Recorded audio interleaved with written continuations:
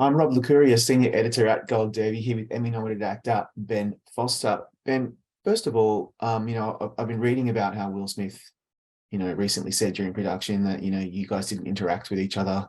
You never made eye contact, really. You didn't acknowledge him at all. What was behind that intentional separation that you imposed between the two of you? It wasn't intentional. I did my homework, came to set ready to work, and you got to jam with people like musicians. You got to listen to each other. So I came on set, and he tells it one way where he's doing his Will Smith and making everybody feel good, and apparently I breezed by him. But I didn't see that. I just saw a man who was doing his work. I saw a man going deep, and I just felt like, well, I don't need to talk to him. And then the next day, and then the next day, and we just felt it out. I just realized, I just felt like we actually don't need to communicate to do our job. Yeah, absolutely. Talk me through your process. During pre-production, during the shoot itself, what goes through your whole process in your mind to try to get into the mindset of this guy? Well, it's interesting, Rob. I mean, I had just fairly recently completed a film called The Survivor, Yeah, and that follows a man who's in a concentration camp and escapes. yeah, And I'm finding myself on the other side of the wire in this one. And what struck me was how similar the plantations felt, the way that Auschwitz felt when we visited to prep for The Survivor. yeah, Those stark similarities, I still haven't worked through that.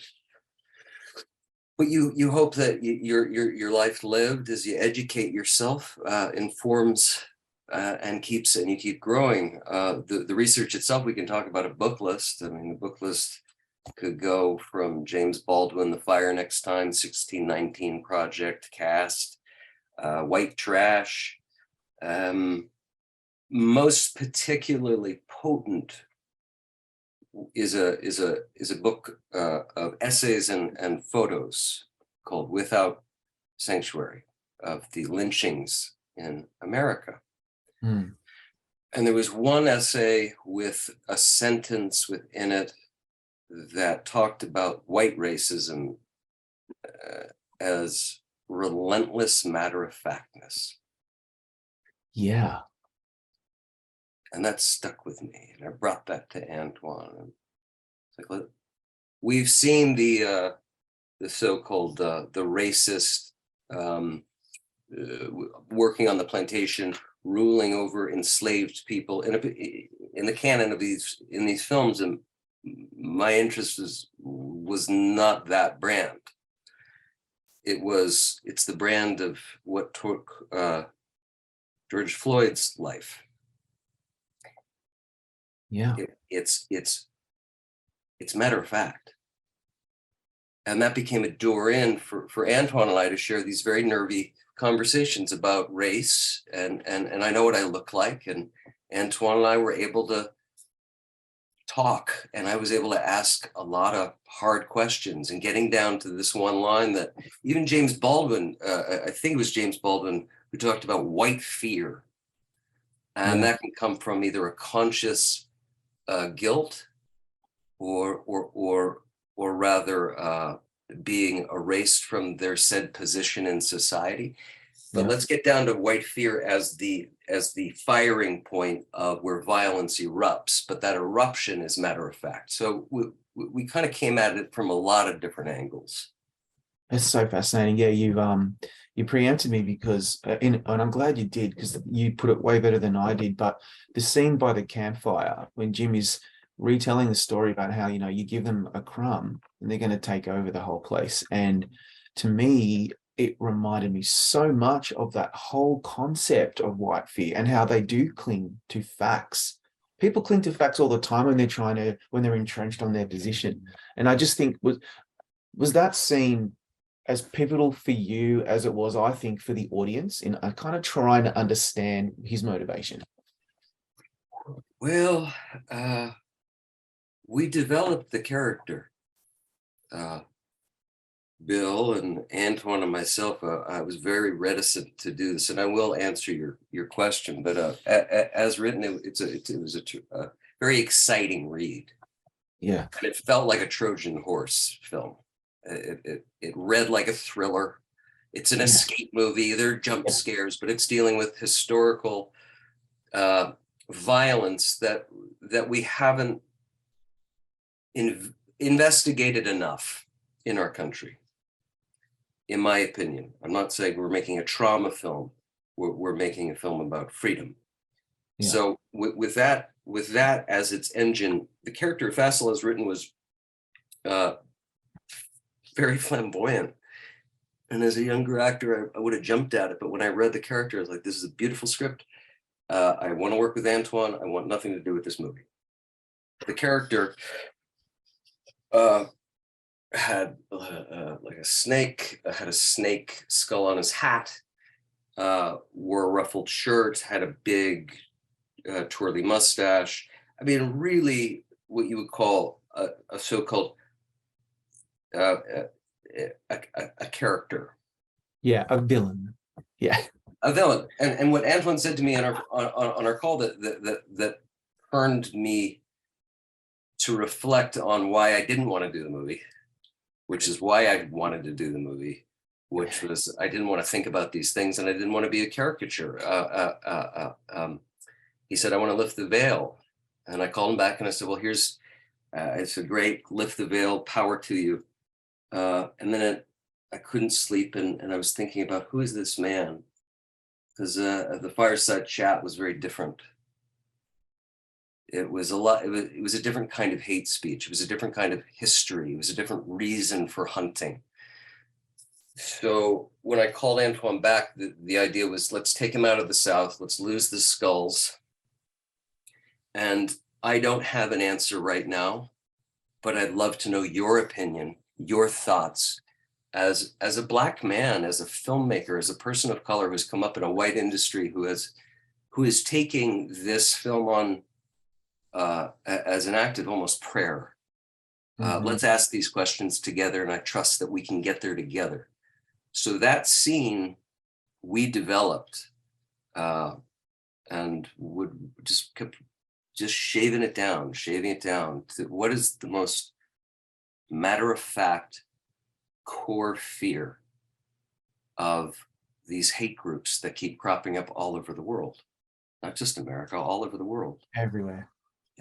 So that took a lot of refining and finally was able to present something to Antoine, and he was like, yep, that's it. We got it. We did it in a couple takes. Wow. You know.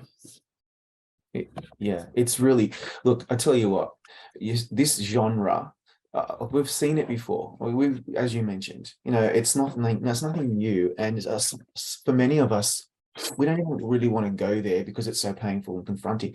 This film, I really appreciated the way that our way in was this photo that I really didn't know a lot about. And then, of course, following your character, we don't have to relate to him, but I have to at least understand where he's coming from. What does he want? And he wants to cling to power. And I think that's like historical. That's been going for centuries, clinging to power and doing whatever it takes.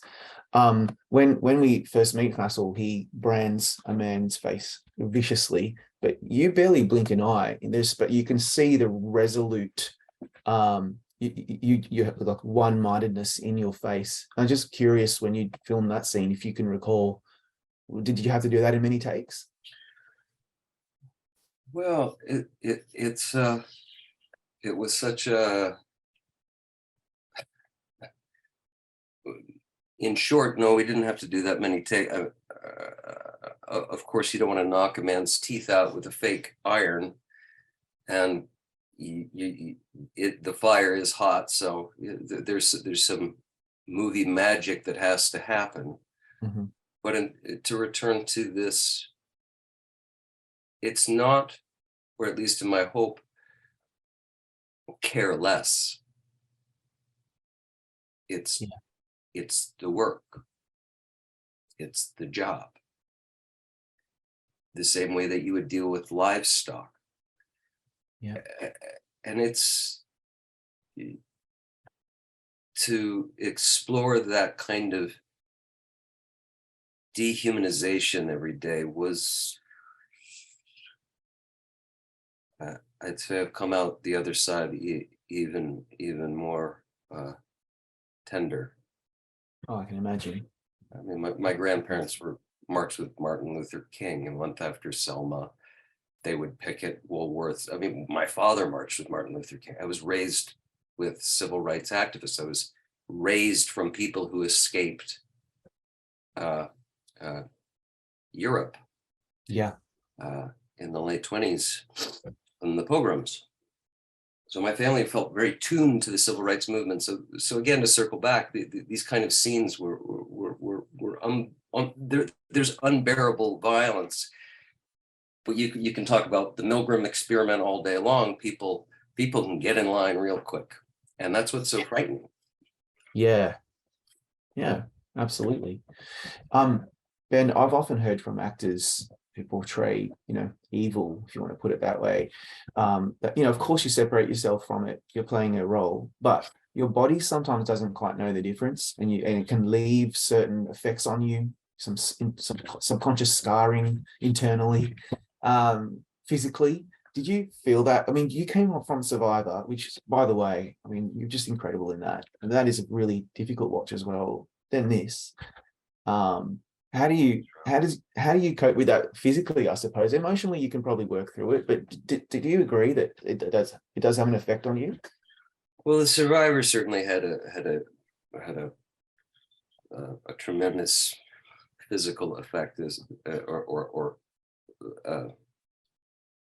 it stayed with me a long time, and just with the weight gain, the weight loss, and surrounding myself with pictures of the Holocaust. Again, it's not that dissimilar to what Americans did, Yeah. and in many ways, the results have not been resolved by any means, and it seems worse again. Yeah. In the last 30 years, it's getting worse. So our fragile democracy is really at stake. Physically, for Fassel, I didn't come away, thank goodness, injured physically. But just being on set, seeing 200 people in these camps, Yeah. in this particular camp, on this, you can't unsee those images, and you can't unsee the research. It affected me differently than the Survivor. I'd have dreams of the Holocaust. I was thinking I was still there. I thought I was losing my damn mind. With this, it's as though time has not stopped. So I guess my reality of time is more shifted. It's not so physical. It's a tenderized moment when you read a newspaper. Yeah. Yeah. Another black kid another person of color was attacked, shot, stabbed, beaten. The impossible violence that happens daily is that's what stuck with me. So physically, I can't say that it wrecked my body. It ripped open my heart. Wow. And it should. Absolutely. I totally agree. I mentioned this earlier, the photograph, that was our way in, or I guess the rallying cry. The world Yes. got to see what Americans were doing. Did you know a lot about the story, and did you read much about it when you were preparing for the role? I was familiar with the image, but you see, we're not taught much in the States. Our education system is I'd say corrupt at best. Yeah. in terms of taking responsibility of what we have done, good and bad, and all the gray in between. We have not really had a healthy education. So what I'd say is, in short, I saw the photo, knew nothing about the man, as many people, I imagine. Yeah. And that was the thrill or rather the heightened responsibility that we all come in and honor this man. And the more you look at the photograph, the dignity in which he's sitting with his chin up. Yeah. And that goes back to the book I was talking about, Without Sanctuary, with the lynchings in our country. It looked like a county fair. You take the hanging man out of the picture and you just see these white faces, smiling, kids smiling. It was an event. That was not long ago. Yeah. It blows my mind. Yeah. Hanging trees still exist, still stand on the land in our country. Those have not been taken down because it's a pretty tree. These are the trees that humans were hung from because of the color of their skin. I don't know if I've answered your question, but Yeah. No, yeah, absolutely. So in terms of the filmmaking, and we have talked about Antoine a little during this interview, but I really admire just his particular vision in his filmmaking. This one completely surprised me. I feel like he's gone off into a little bit of a different direction with the monochrome, and it's very confronting. But I found it so emotional. What do you most value about him as a filmmaker?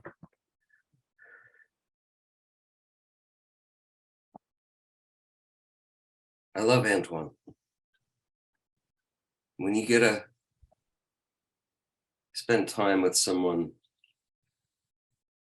and ask very difficult questions and do so with open eyes and open hearts.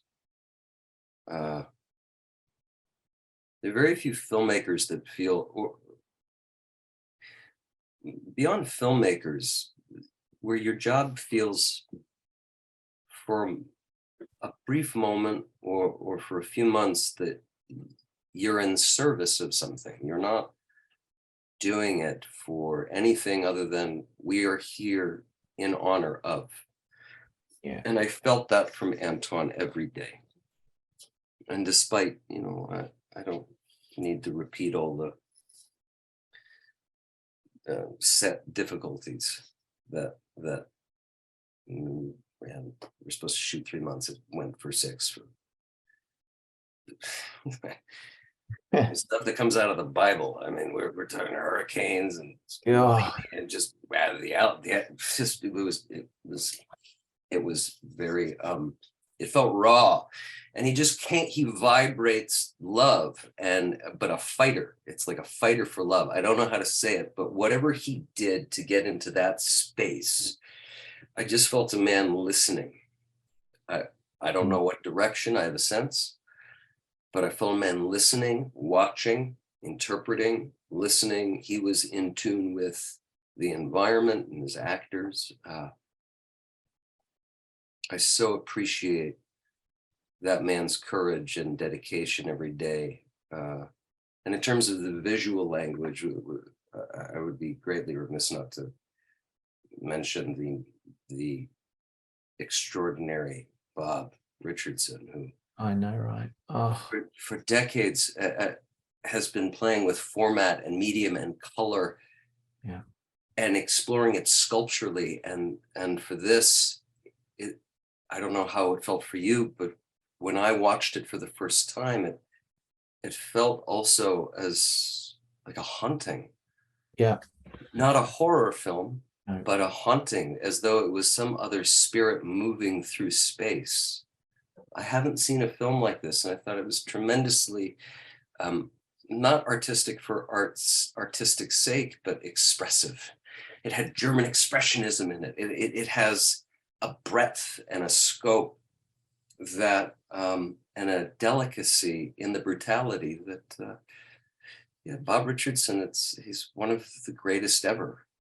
Yeah. He is an artist. I felt so immersed and transported, and I shouldn't have been because it was the artifice of the black and all the monochrome. But it just, yeah, it's an incredible film. Mate, I'm so grateful that we got a chance to chat about it. Thank you again for your time, and congrats on a really difficult but I think rewarding role that we get to experience something. I appreciate it, Rob. Thanks for taking the time with me.